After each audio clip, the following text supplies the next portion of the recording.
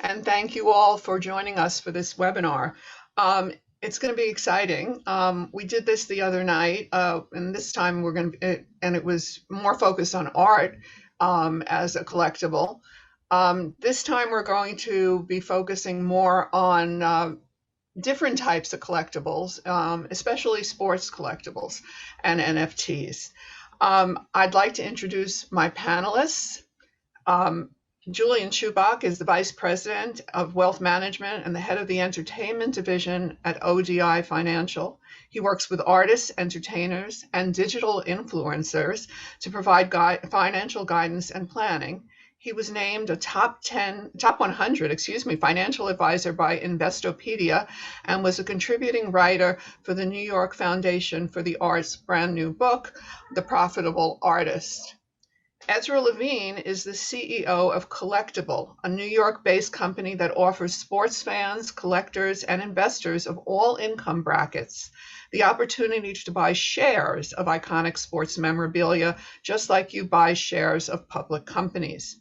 After earning his MBA at NYU, Ezra worked for Bloomberg and hedge funds and helped build a league for professional football talent as a CFO before launching Collectibles.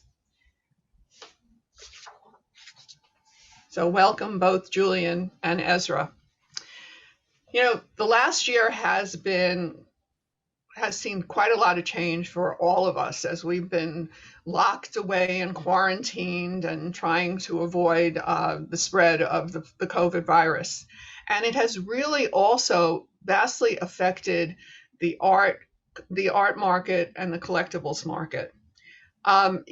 We know that the big auction houses have gone mostly online, as we all have done.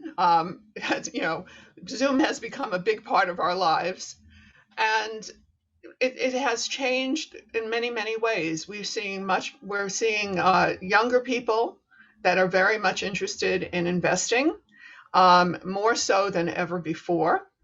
And of course, it has been a boom to the market for non-fungible tokens.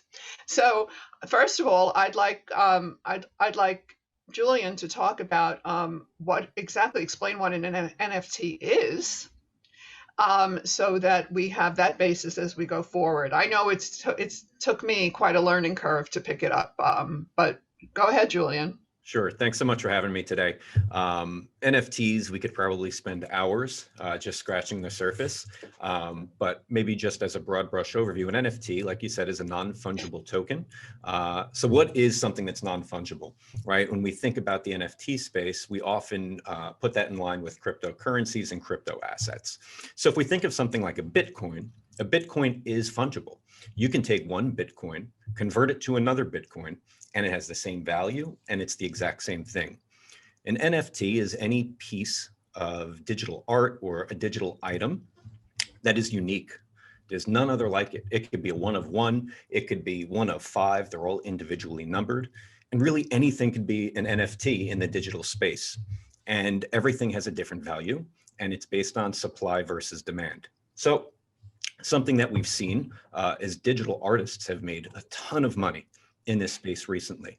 A lot of digital artists who for years have been creating art haven't had a great market or a place where young investors are interested in scooping up their artwork for collections, for investments, or even a return on investment.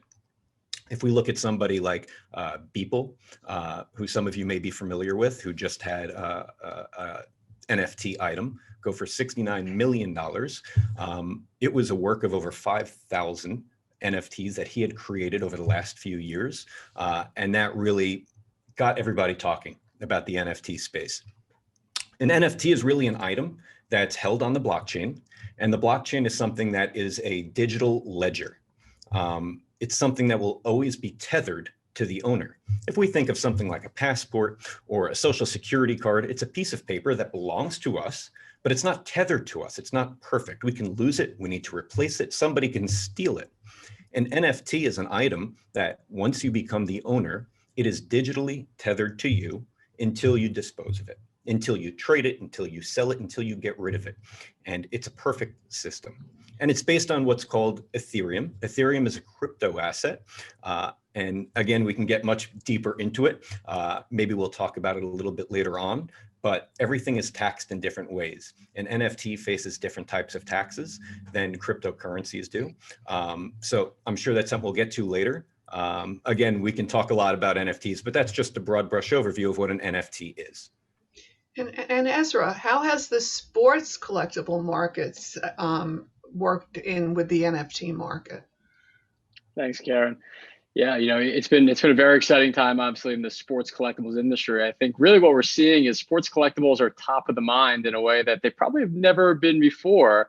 Our industry and especially our company itself has been featured by the likes of some of the most well-known publications there have been over the last couple of months. CNN, Bloomberg, ESPN, Forbes, you name it, collectibles have been covered. I think the digital collectibles, these NFTs, have been a boon for both digital and physical, right? Our view is that both, that there's absolutely a world for both digital and physical to live, survive, and thrive. And I really think, that this continued innovation with digital collectibles has just shined a really awesome spotlight onto the collectible category in a way that I think it's building a pretty profound support system and foundation for future generations to come. Great. Well, this webinar is entitled The Top 10 Mistakes You Make When Planning with Collectibles. So we're going to go through those 10 mistakes and open it up to discussion with Julian and Ezra as we go along. Now, the first mistake being not considering how you are classified. There are 3 different categories of people who are really in this collectible world, and they are taxed very, very differently, as Julian mentioned. The first category is a dealer. Now, we think of a dealer in the collectible market, we really start thinking about the artist or the creator of the item. And they're engaged in a business. And when they sell their art, they are earning ordinary income that is going to be taxed at ordinary income tax rates. The expenses of doing business will be a deduction, but for basis purposes, and we'll talk about this later when we get into gifting, the artist really has absolutely no basis in their creation other than the cost of their materials. The investor is somebody who buys and sells for investment, and they are in there for profits, which means that they are entitled to when they sell an object it will be considered a capital transaction that will be subject to capital gains rates. But collectibles are different than a stock or a bond or even cryptocurrency.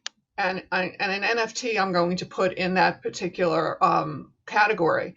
And that is that a collectible is not subject to preferential capital gains rates the way cryptocurrency or selling a security would be. So the rate for the sale on the capital gain or loss of sale of a collectible right now is 28%. Whether or not that will change with tax proposals if they ever become law is another question. No, cryptocurrency, by the way, is not considered a collectible; it's considered a security, and therefore it is subject to preferential capital gains rates. Now, the interesting thing, which now, by the way, is 20%, with the proposal from the Biden administration pretty much doubling it, may end up putting the investor and the dealer basically in the same space.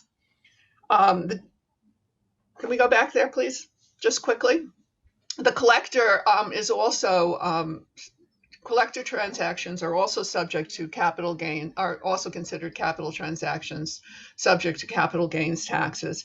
The difference, however, is that the collector does not have the ability to deduct the costs of doing business because they're not in a business.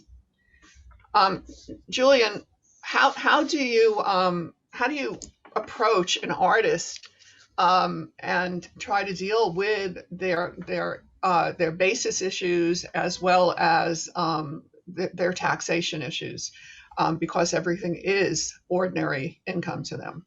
Yeah. So you brought up a good point, just going back a little bit about the preferential tax treatment and how things probably will change. Again, the proposal that went live yesterday is just a proposal. We don't know exactly what's going to be. Obviously, the 20% cap gains tax rate that we're used to could go up to 39.6 plus the additional 3.7. We could be looking at close to 44% before we even talk about state taxes. But again, on that proposal, that's based on $1 million income, potentially AGI. We're not sure yet. And again, we don't know how that's going to affect taxes on collectibles at 28%. We don't know what's going to be. So we're still a little bit early, but it is a good time to figure out, whether it's physical assets, whether it is equities, whether it's bonds, whatever you have, figuring out what your potential unrealized capital gains are inside those assets you have now and how to manage that. Oftentimes, especially now with the increasing values of both digital and physical art, you need to get things appraised. You need to know kind of what you're working with, what you have. A big issue that you want to avoid is, in the case of a collector's death, a family not being aware or not being prepared for the actual value of assets that their family member had. And if it's physical art, if it's physical items, where do you come up with the cash to pay the estate taxes? So there are some solutions to that. And it could be everything from, whether a family member wants to sell pieces of art, different types of stepped-up bases, trusts, even things like life insurance, which could be a tax-free benefit that a family would get. So it's very unique. Everybody's different based on the kind of assets that they have and exactly how much unrealized gains that they have inside of those assets. And we'll get to a lot of that when we get to another mistake that people make. But before we get there, Ezra is in this really new, strange place that unique. I'm not going to call it strange. It's a unique space, and what he has done is, and you can. I'm going to let you go further into this. How has your space changed the way a sports collectible can be dealt with on a tax basis from that tax basis issues? Yeah. So what we've effectively done is we've taken a physical collectible and we've turned it into a security. Right? So we've taken something that is a physical collectible and turned it into a security. We do that through a process called fractionalization. A lot of people are familiar with fractionalization as relates to public companies and public securities. When you buy shares of Facebook on the public markets, you're buying a fractional interest, a fractional ownership of Facebook, the company. We've introduced that same concept of fraction. And so that means that when one of your customers buys or sells, buys an asset and then subsequently sells a share in a collectible, they are subject to preferential capital gains rates. Am I correct? I think Ezra has frozen, but yeah, that is the lovely way that Ezra's market has actually Ezra's space has actually changed the way we can look at the taxation on the sale of a collectible, because Ezra is selling securities. So let's go on to mistake number 2, adopting the moving van approach. I can't begin to tell you how many clients I see who, when I'm doing estate planning for them, turn around and tell me, well, why do I have to list this on an estate tax return? Why can't they just kind of disappear when I die? Why do they have to be includable in my estate? So I'm going to let Julian talk about what the problems are when you try to make an asset disappear. So two parts to that. So number one is you never want to lie to the IRS. They will figure it out. They're very good at that.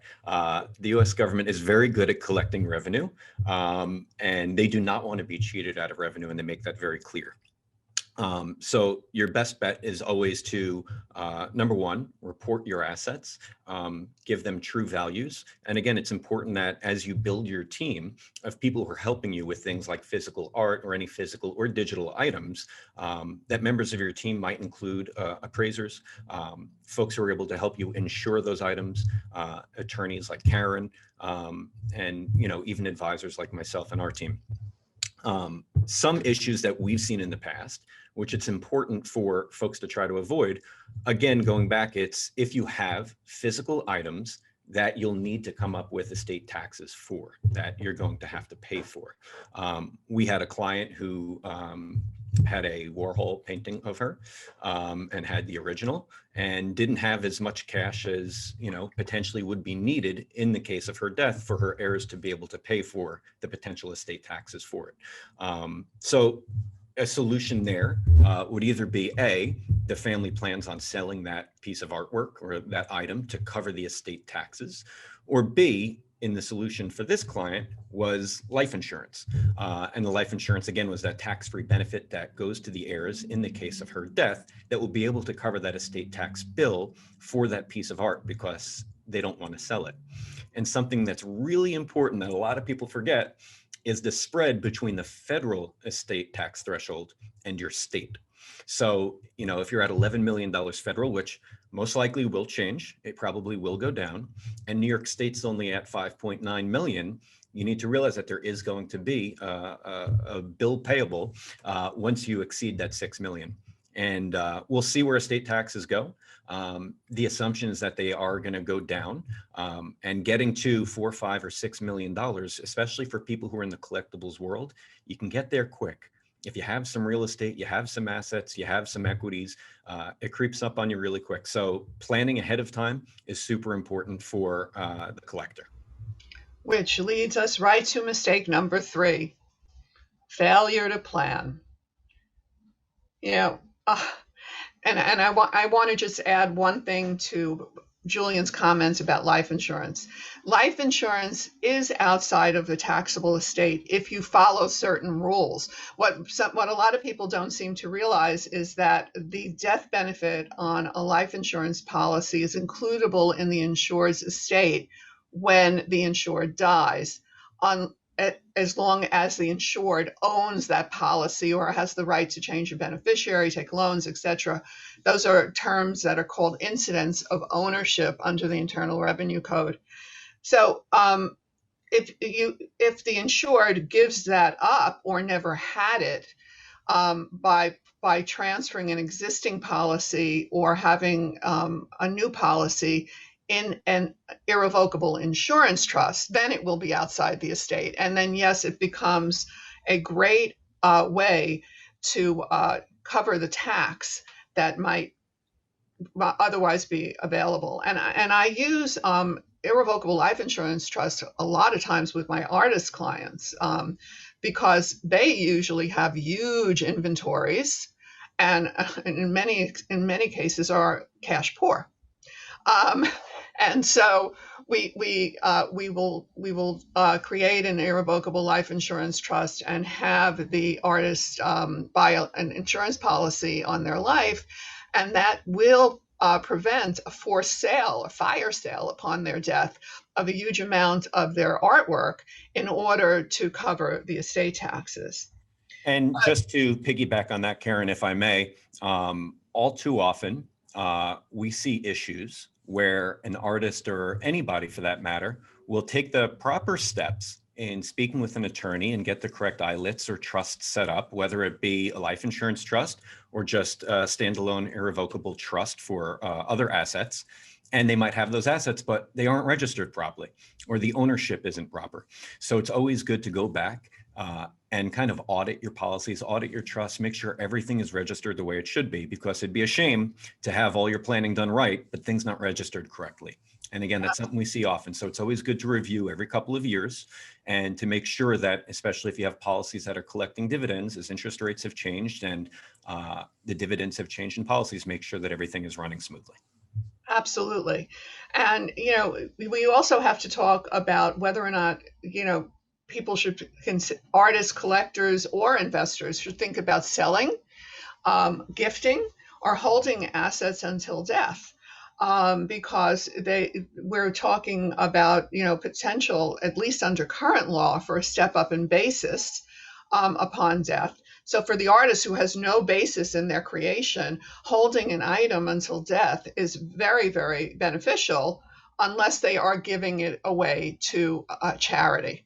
And we will talk about charitable giving further later on, but with a lot of my artist clients, I talk about forming a private foundation so that they can deal with some of those basis issues during their lifetime, as well as continuing to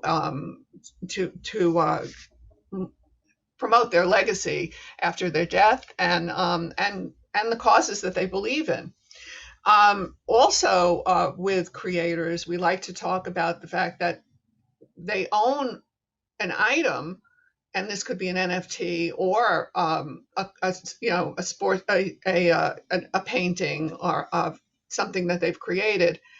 And there are two actual components of that ownership when you've created something, and that is that you own the actual item and you own the intellectual property. And the creator of any individual item has the ability to retain the intellectual property rights in their creation, even if they're giving away the actual thing that they've created.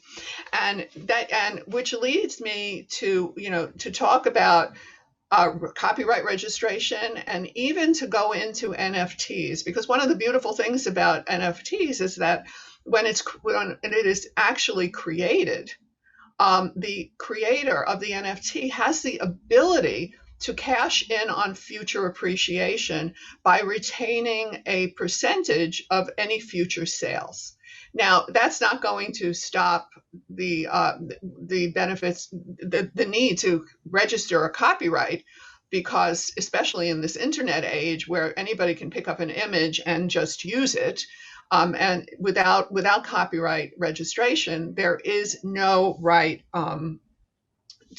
to sue for infringement of a copyright or unlawful use. But I also want to talk about the issues of NFTs in particular, and that is with respect to how do we actually get to them after death? I mean, if they are tethered to an individual, Julian, how are they accessed? How are they accessed after death by heirs? Yeah, so that's a great question. So I'm going to get to that in a moment. I just want to start with what you mentioned about having future earnings ability through the NFT marketplace. If we think about back hundreds of years, or even most recently, in 1900s, whenever it is, you think of any well-known artist, right? Even if we talk about Picasso. Picasso created art. He sold some art for a certain value. And the secondary market is really when those values exploded. And the people who reap the reward of the increasing values of that art in the secondary market were the auction houses and the collectors who were selling them for the return on the investment. What makes an NFT interesting is there are different ways that you can build contracts into your digital art or whatever your NFT is, so that either you're able to get more upfront in the primary sale, or you can create a smart contract that basically says, I'm going to take a smaller percentage up front now on the primary sale, and I will get a cut of every sale on the secondary market for eternity. So that's amazing. That's an amazing opportunity for digital artists, especially those who are just emerging artists and just starting to get a following. In terms of what happens upon death, it's really interesting.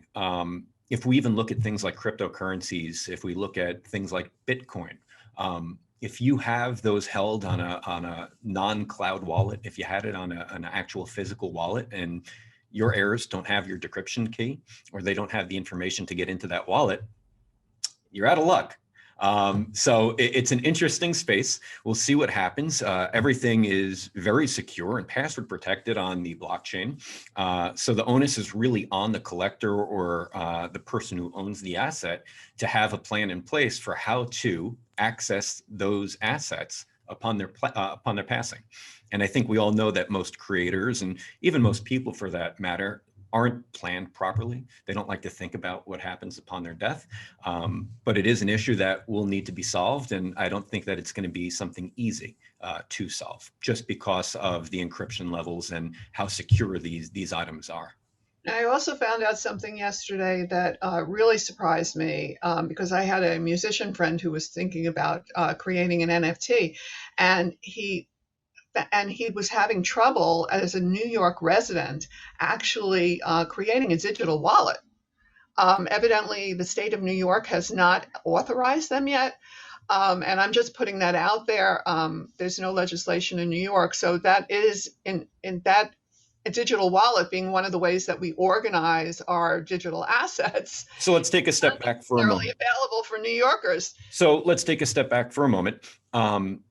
As a New Yorker, there are certain types of wallets you can and can't have. So there are some companies that provide digital wallets that you're able to earn interest on your crypto holdings. You cannot do that in New York currently. You can't have interest-bearing crypto wallets, but you can have non-interest-bearing crypto wallets. And there are plenty out there that you're able to investigate. But for instance, let's say you are an artist that wants to mint an NFT and you want to do it through, let's say, a curated website like Nifty Gateway. You're able to link something like a digital Coinbase wallet through something called MetaMask, which then would transfer the Ethereum into your Nifty Gateway. So there are ways to do it. It takes a little bit of time to figure it out. And a lot of artists are, turning to navigators or advisors to help them figure out how to start that process. But again, state by state, there's different laws. Okay, that's great. I'm going to refer my musician friend over to you.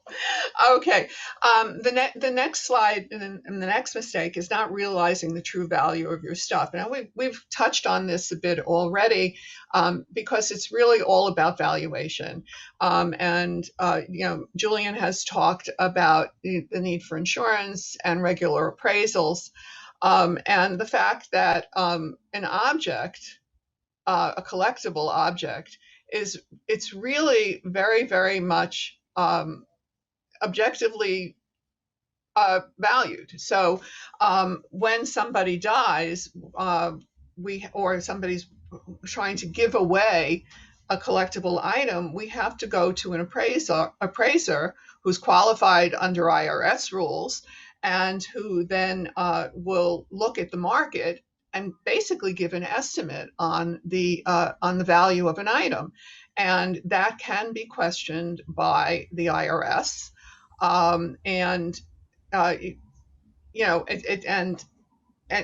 depending on the value, would end up going to an art advisory panel, which is a group of experts that are assembled by the IRS to review valuations. But the interesting thing about Ezra's space is that it takes all of this away, and all of these issues. So I'd like Ezra to talk about that. Thanks, Caryn. Yeah, and again, I apologize for my Wi-Fi issues. I think for a little context here, just if it wasn't clear before, what Collectable, our company, does is we actually take these physical collectible items and we make them into securities. Right, so everything is fully registered with the SEC, and we literally take these items and we create these liquid securities which can transact on a real secondary market. Almost picture a stock market for collectibles. We're starting exclusively in sports, but the model could go to really any type of collectible, whether it's wines and watches and comic books, you name it, the model really works for it. I think with the real benefit, particularly when it comes to appraisals, right, is you don't really have this issue in public equities, right? Because there's always a continuous market. There's always a price, at which that security is traded. You don't have that in collectibles, and oftentimes the appraisal exercise is something that is onerous or costly, or doesn't always produce, what people think are fair appraisals. So we've really introduced this concept of a live marketplace for collectibles, And I think people will come to realize as fractional ownership becomes more and more established is that, the most efficient way to value an item is via a live liquid marketplace, right? People, don't necessarily always question the values of where public stocks are trading. Sure, things can get out of whack, of course. But over time, it's been, and over long periods of time, it's proven to be probably the most efficient way of valuing something, right? So we've really introduced this concept of a liquid continuous marketplace, which we really hope if you project in the future that this could be a lot more of the norm for how to value collectibles, just via effectively a public exchange that we've never had before.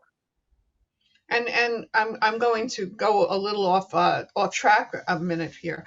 The problem with collectibles in many instances for investment purposes is that you can't put them in your retirement plans. And so, Julian, let's talk about how Ezra's collectible model will fit into that particular retirement plan space. Sure. Just wanted to touch on one thing before we jump into that, because I thought it was really interesting when you were talking about valuations. And I think we're in this weird spot now where if you're a digital artist that you didn't think that your art had a certain value built into it, upon your death, if that goes to an appraiser or it goes to a panel, they might say, hey, this digital art, based on what's going on in the NFT market, has a much higher value than you may have anticipated or thought about. So I think that's really changing that space, and it's something to keep in mind. In terms of investments inside of qualified vehicles, the government's very strict about it. And I'm sure Ezra and his team are working hard to be able to get what they're doing approved for qualified investments. And I'm sure he'll speak about that because I don't want to speak for him. I don't know where they are with that. But just for an example, socially responsible or ESG funds have recently been banned from 401k plans, which seems kind of crazy, right? You would think that, especially with millennials and Gen Zs in the workforce now, in the high earnings part of their career, a lot of them are interested in socially responsible investments, but the government came out and said, hey, they're not eligible for qualified investments. And we know that inside qualified vehicles, you can't have physical items like art. So it is a tricky road getting things approved for qualified investment. So I'm not sure, maybe Ezra, you want to talk about if the collectible items are eligible or the road to get there?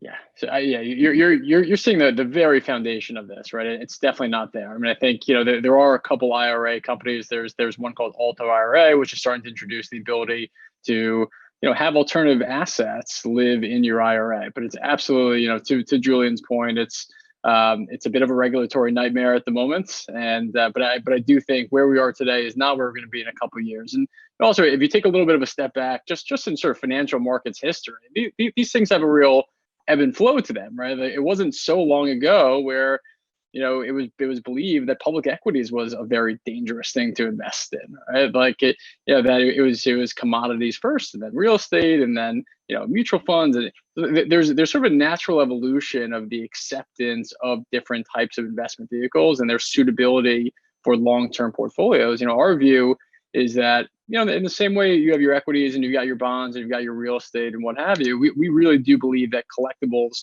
will have a real part in people's portfolios going forward. I mean, a lot of people are already doing this, right? Like there's a great study which was produced by Credit Suisse, and Credit Suisse said that over 70% of their ultra high net worth individual clients are already allocating to collectibles. 33% of their clients are new to investing in collectibles, which tells me that this next generation is really looking at this probably more actively than previous generations. And, I think there will be, that need to kind of service this demand. So I fully expect that collectibles will be, because it already is being done, but it will be a mainstream part of people's allocations. What allocation that is, obviously, is purely, individual and up to your risk tolerance and up to your comfort level and your knowledge of the space. But we absolutely do believe that in due time, hopefully sooner rather than later, that this will be widely accepted and able to be invested in all types of vehicles. And to just further what Ezra was talking about, as a financial advisor, speaking to people about the importance of diversification, conversations have changed, especially dealing with younger clients, again, the millennials and Gen Z, when we talk about diversification, you know, we still talk about real estate and equities and bonds and cash, but alternatives are a big part of that now. Alternatives being things like collectibles, like sports cards, like cryptocurrencies, like NFTs, and they do play a role in having a part of your portfolio. In the past, it was commodities, it was gold, it was futures, it was things like that. Whereas now the younger people are more interested in new age alternatives. And it's important as an advisor to be able to be educated and have those conversations, because like Ezra said, it is changing and it will change, and it's going to look much different over the next 10 years. Okay, we're going to move on to the next slide. And I want to try to get everything in within the hour because people have schedules, and this has been a fascinating discussion. We can go on forever. I'm going to quickly go through this. Mistake number 5, which is not maintaining an up-to-date inventory. It's really important when you own any type of collectible that you keep some kind of inventory, whether it be on an online platform or even in an Excel spreadsheet. You need to know when you bought the item, how much it cost, who you bought it from, whether or not there are any loans or other liens against the property. Did you receive it as a gift? Or did you receive it through an inheritance, or did you buy it? It's important to look at to know when you appraised an item and to put that in, and to put those dates down so you know to reappraise on a regular basis and update your insurance policies.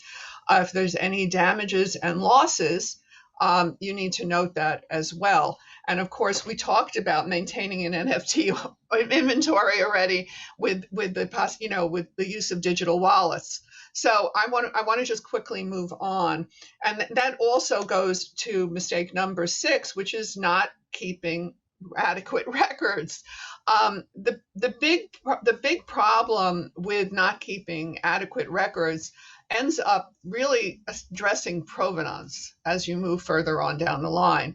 Whether or not you're going to get full value for an item when you subsequently sell it. Can you verify? Can it be authenticated? Do we know that we're going to be able to transfer or transact business with this item for its full value? You also need to know where it's located. I can't even begin to tell you how many states I've been involved in. Once the owner dies, we don't know where the item is, and especially with artists. Collecting pieces that are in galleries or or art shows or museums that have not actually been gifted over or sold is a big issue. And pulling up the inventory at that point, if the artist keeps those records in their business records, we can easily bring that stuff back when the artist dies. And of course, the other issue is, especially in the digital arena, because it is the wild, wild west at this point, whether or not we can, whether or not there's fraud out there, whether or not something has been created actually by the artist or it's a copy. And, that in itself, people putting out an NFT and claiming that it might be an artist and that they created using somebody else's work. So go ahead, Julian. I know. Yeah, so I was just going to say it is prevalent, unfortunately. Just like in any creative space, a lot of times there are emerging artists or undiscovered artists that have something great that they're able to create, and it's stolen by other people. We've seen it in music. We've seen it pretty much in any creative space. There are a lot of different IP issues occurring in the NFT space, copies or stealing ideas or stealing artwork. And I think it's going to be really interesting in terms of litigation, what happens over the next decade as NFTs become more popular, as to how to recover, how to value, how to figure out what a claim could be and how to even get them off the market if they're in somebody else's wallet already, how to, be able to differentiate between real or fake. I would think that copyright registration would have a lot to do with that. And that it would be really important to know that if you own the intellectual property on any particular item, that you still have to register it with the US Copyright Office. For simply because that's the only way you're going to get it off the market, or you're going to have it, removed in some, some way, shape, or expose the fraud and sue and get damages for it. It's the only way that happens. We've already talked about insurance, so let's move on to number 8. Just wanted to, if I could quickly, I know we're pressed for time, real world example about the importance of insuring your art. I have clients out in California who, one of them is an artist and kept all of their art off site. So if you're an artist and you're keeping, or you're a collector and you keep your art off site, remember that the ability to insure that art is very different than if it's kept inside of a studio or it's kept inside of your home. They had called me about 3 days before the wildfires a couple years ago were headed directly towards their offshore site, off-site location where they kept their art, looking to get it insured, which obviously becomes a challenge. So just make sure that you know the difference between keeping your art on-site versus off-site, and making sure that you have the proper insurance based on where you're keeping your art. Super important. And also the type of storage, by the way. Yes. Yeah. If you're in, a general storage area where just people store their stuff, their clothing, their files, whatever, it's not the same as putting it into a climate controlled storage. And the insurance the cost of insurance is going to change depending upon where you're actually storing an item. Not having a conversation with your heirs, mistake number 8. I see clients all the time who don't ask their families, do you want this stuff? And especially with millennials and Gen X, we're talking about different things that people want and collect. And my millennial children probably don't necessarily want something that I've collected 20, 30 years ago that they have absolutely no interest in. You also have to, so what happens when you don't have this discussion? And I'm going to turn to Julian about that as well. Yeah, so that happens over any asset class. A lot of times we see parents who have accumulated significant real estate or rental real estate, and they have this grand plan that they're going to pass it down to their children and they're going to manage the properties. And the kids are like, we have no interest in being property managers or collecting rent or dealing with this. We just want the money. Just give us the cash. That goes for art. It goes really for any asset class. Obviously, it's a morbid conversation talking about your death and what happens. Very few people do it, unfortunately. It's super important. It goes back to having an intelligent conversation and planning in terms of having your will set up, your power of attorney, your healthcare proxies, sitting down with an attorney like Caryn and her team, and making sure that you have plans in order. And they'll ask the right questions that you might not even think about, in terms of what should go into different types of trusts, what the children might want, what they might not want. If they don't want it, do you want to gift it now and get a deduction? Do you want to consider something like a donor advised fund, where you're able to put different types of assets into it now and then be able to figure out what to do with it later? So there's all different avenues. It's unique for everybody and everybody's family situation. But when you talk about high net worth families, it's important that an attorney or an advisor is asking those probing questions, which sometimes are difficult, but will really help a family in the future. And and one thing to add on that last point too, one thing that we've seen Collectible is that oftentimes it's not a lack of interest in the items; it's really a lack of education around it, and sort of a lack of appreciation of what makes them unique and historically and culturally relevant.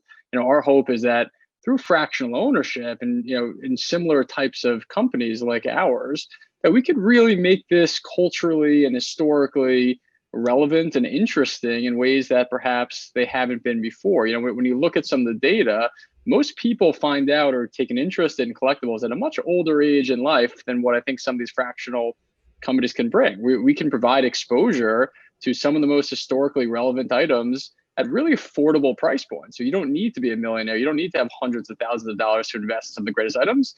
You can invest and care and have skin in the game for as little as $10, right? So I think, our hope is that, again, just, the interest and the education of these items will make having these conversations, or lack of having these conversations, less of a concern and less of an issue for future generations, as it probably has been for prior generations. So let's talk about charities. Number one mistake I see when I talk to clients who are interested in giving away their collectibles is that they haven't asked the institution that they plan on giving it to whether or not they want it. And so I have been involved with so many estates where an artist or a collector has put in their estate planning in their testamentary documents that they want their stuff to go to MoMA or to the Met. And guess what? Most of the time, these institutions are not really interested. And so you really have to talk beforehand before you actually do that. When you are giving away property, collectibles, stuff, you really have to think about whether you have to meet you have to comply with certain rules. You can't just give a painting to a hospital because a donation of an object has to relate to the use or the goals of the charity that you're giving it to. You also, we talk about fractional interest, and I'm going to bring Ezra in on this. If you can give away, let's say, 10% of your interest in a painting, and that would allow the museum to hang it up on their walls for 36 days basically of the year, but the actual gift, the income tax deduction you're going to get for the gift is only going to be that 10%. And because there are time limitations on the gifts of fractional interest, you have to make sure that the balance goes out to the charity within 10 years. And when that actually does happen within the 10-year period, that 90% charitable deduction that you're going to get is still going to be based on the value of the item at the time of the initial gift. And so, so you're, even if it has appreciated in value, so you have to be really, really careful. When we talk about appreciated assets, and we can talk about special rules that we might want, and special trusts that we might want to think about when we donate appreciated assets. And I will let Julian talk about that in a minute. So I'm not trying to necessarily monopolize the space here, but I do want to get through all these issues before we have a question and answer session. An interesting thing is whether or not a charity will accept digital assets. So when you sell an NFT, you are you by the way are potentially having multiple capital transactions happening at the same time. The NFT sale, you buy the NFT and you're using digital assets to create it, to purchase it.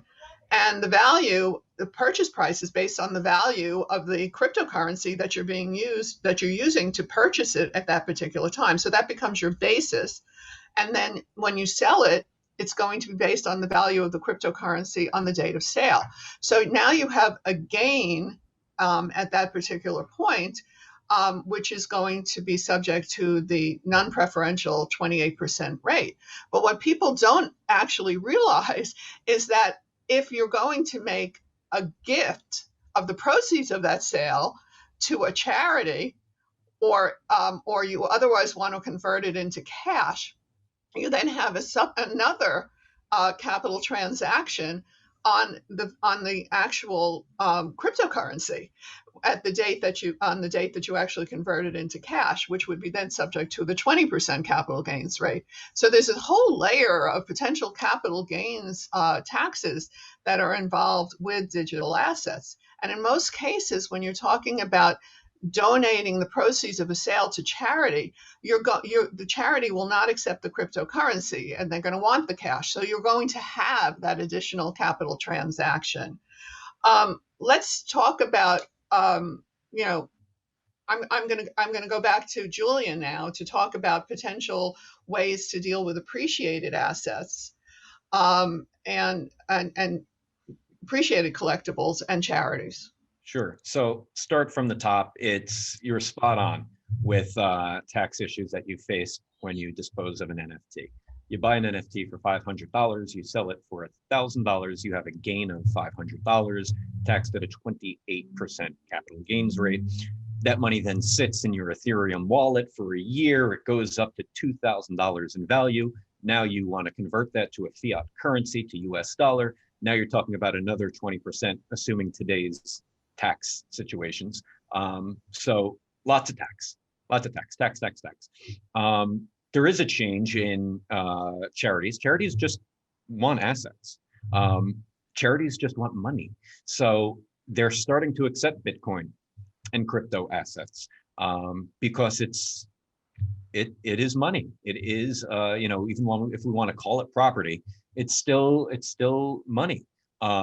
And you are able to donate Bitcoin directly to charities at fair market value. And we know that the fair market value changes every second, and it trades all the time, unlike the stock market, which has limited hours. So there is a change in what charities are accepting.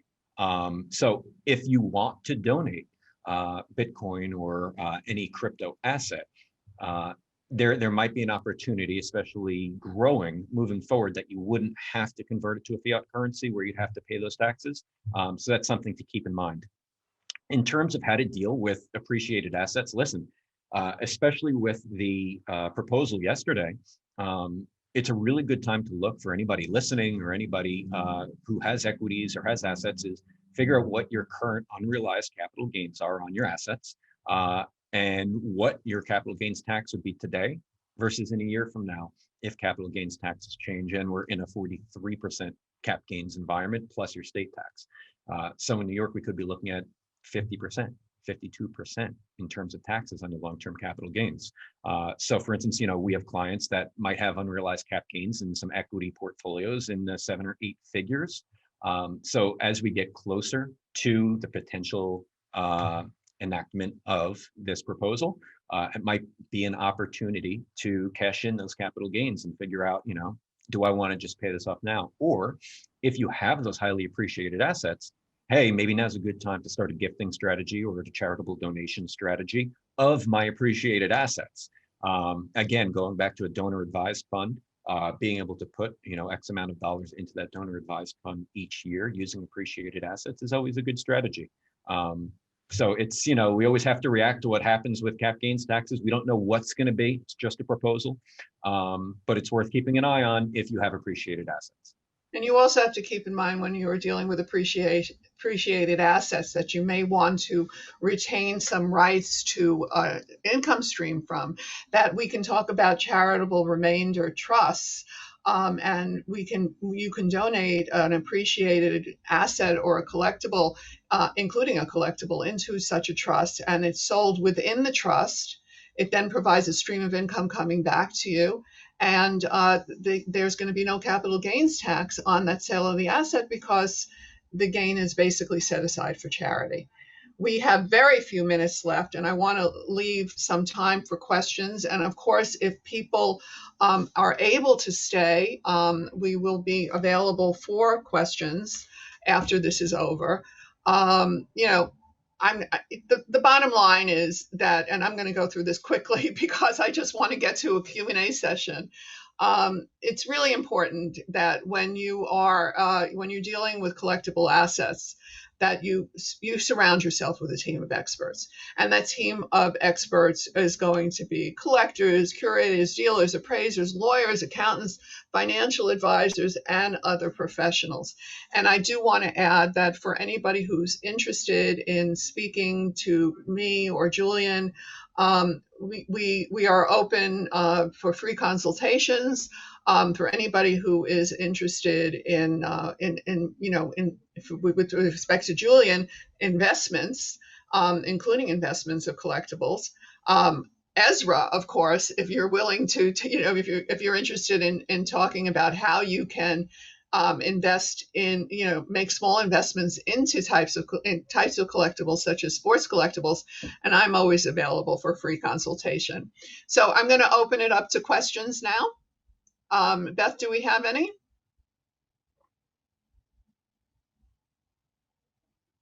Sorry, I had to unmute.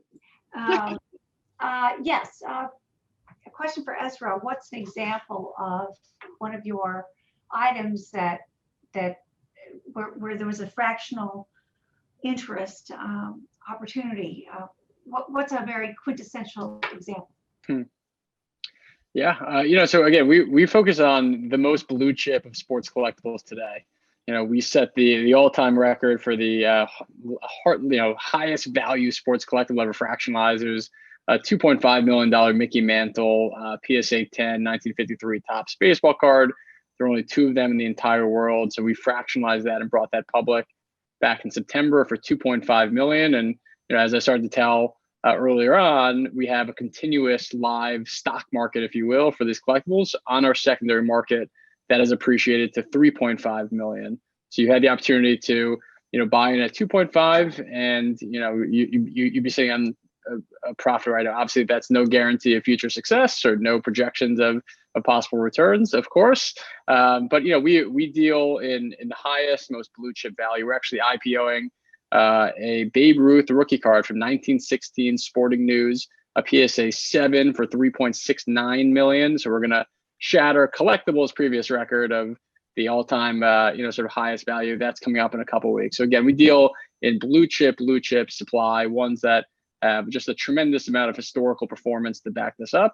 And really what we're doing is we're taking a physical collectible, making it into security, and making it affordable and investable for people of all income brackets today, all across the country, hopefully soon all across the world. Very good. All right, another question. How would a musician leverage an NFT? I believe that's— Yeah, so I'd love to jump in on that one. I saw that one come through. So most of my practice is working with musicians, actually.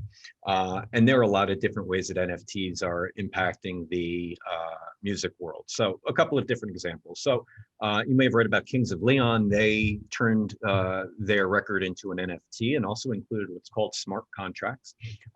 So anybody who purchased, a one of one might get a signed vinyl record. They might get a lifetime supply of front row tickets to shows in their state.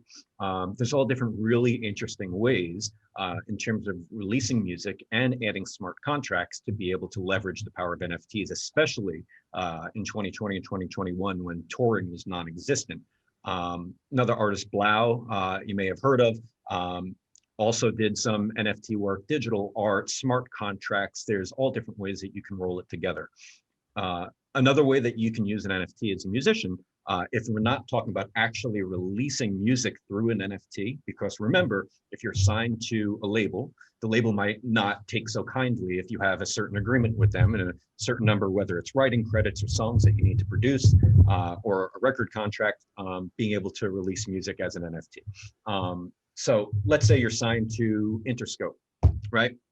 Or you're on Sony Records, whatever it is, and you have a massive following on Instagram, social, SoundCloud, whatever it is. What you might want to do, and something that I work with other managers about, is let's say you have a release coming out. You can drop some NFT digital art or digital items that go along with that release. And what you'll be able to do is kind of market that. So, 5 days before the release, you begin releasing these NFTs, one of ones, one of 20, whatever it is, to get people excited about the actual drop. So when the song comes out, you already have a market built up and people expecting the song. Same goes for the record too. Smart contracts are a little bit more detailed and require, different capital commitments. But there's a lot of different things for a musician to do. If you wanted to talk about it, you can always hit me up and we can do that. Okay, we do have another question or two come in. How is digital art stored for the purposes of the NFT? Is it digital, a physical piece of art, or just digital? Yeah, this affects the learning curve of actually what it is. And I'm going to let Julian so we've actually been working with some physical artists that are starting to get into the digital space. NFT is a unique item. So if I created a physical print, if I have a physical piece of art, I can turn it into an NFT potentially if I'm able to turn it into a digital item, whether it's a JPEG, whether it's whatever it is, a digital item. And the NFT that's minted is on the blockchain. So you have that digital item, it's on the blockchain, it belongs to whoever the purchaser is, and that's how it's stored, is actually digital on a ledger, which is the blockchain. If you have the physical art, you could have, again, one of these smart contracts, which we have some clients that did this, who, for instance, have a physical item, whether it be a painting or sculpture, whatever it is, and you're able to buy the NFT for X amount of dollars, whether it's a bidding system or you have, an auction going, whatever it is, and the winner also is entitled to the physical piece. And that's something that musicians are doing as well. If you bought something, you get the vinyl record. If you have a sculpture, you can have the minted NFT on the blockchain that always belongs to you in digital form, but you also get the physical item sent to you. So there's, again, it's unique depending on what you're trying to accomplish, but a physical artist can benefit through the NFTs and include the transference of a physical item should they want to. Interesting. How do you see the role of custodian and trustee in NFT?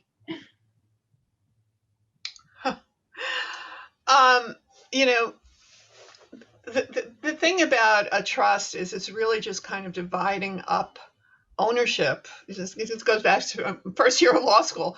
You're dividing up ownership in something between the benefits and the title. And so a trustee is just holding title to an item. So that is being held for the benefit of the beneficiary of the trust. I see no reason at all why a trust cannot invest in an NFT, assuming that it would follow the state and local laws on what is an appropriate fiduciary investment. So, the Beeple piece, I would definitely say would, most definitely fit into an appropriate investment because it potentially could be reaping an enormous gain upon its later sale. And frankly, if you're an artist, if you're creating the NFT, because you can retain rights to future gain, to a percentage of the future gains, and you can put those rights into a trust. That is, that is also a potentially appropriate asset to be investing in for a trustee. In terms of, they also asked about custodians, and remember, we're very early in the NFT space. So, whether we're using different marketplaces, again, Nifty Gateway, OpenSea, Rarible, Zora, there's all different sites, some curated, some not curated. If you own an NFT, yeah, you might be able to view it on the website where you purchased it, but you still have, your address on the blockchain that belongs to you. Might there be some consolidation down the road of custodian? Sure, it happens in my world as well. Whether it's TD Ameritrade and Schwab that come together, we might see that in the NFT space as well. So it's the importance of the perfection of the blockchain and knowing the address and knowing the information that you have and your keys, that you still are the owner of an item, no matter who the custodian is that you might be using, a marketplace for that matter. You probably see the other two questions there. We have a stamp collector and a car collector in the audience. What are their options? Ezra? Go ahead, ahead, Ezra. Sure. Yeah. So for stamp collectors and car collectors, right? If you're interested in fractionalization, I can probably talk about that. There are options there as well, right? You could consign in the same way where you would consign to an auction house. You could consign it to a company like ours, and we do allow sort of a great deal of flexibility for consigners. You could sell partial ownership of something. You don't have to sell 100% ownership of it, and you make something that's a physical item more liquid.